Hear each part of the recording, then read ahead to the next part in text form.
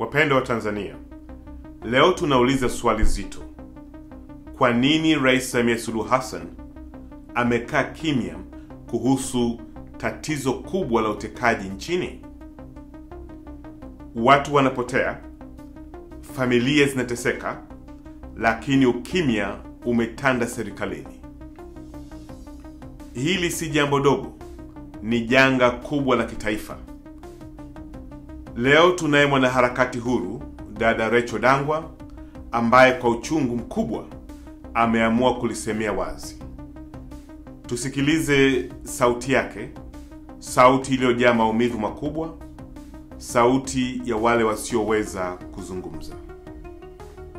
Ninavyojua, Samia anateka Wakristo ambao hawamkubali. Yaani Wakristo wao mapadri wao wachungaji, kama kumkubali Samia unatekwa. Yaani umkubali Samia ni unatekwa. Samia ndio kitu kaza anaoifanya. Na hicho sio kitu kizuri kabisa. Rais wa design gani? Rais kiranza huyu. Rais mpumbavu, rais mavi. Samia. Rais changudoa mbwa. Changudoa jambazi sugu, Firauni. Yaani Samia hata wewe ukifa utaranika. Hakuna mtu anaweza kukukumbuka kwa chochote. Fikiria tunamkumbuka marehemu nani? Nyerere. Tunamkumbuka marehemu John Pombe Magufuli, ambaye hayuko kama wewe. Wewe ukifa leo watu wanazomea. Watu ni kupiga makofi, watu ni kufurahia. Shetani limeondoka, ibilisi limekufa. Samia hili lidangaji, Firauni linatiana mpaka na mtoto wake huyo Abduli, mbwa nye kabisa. Yaani wewe ukifa taifa ni sikukuu.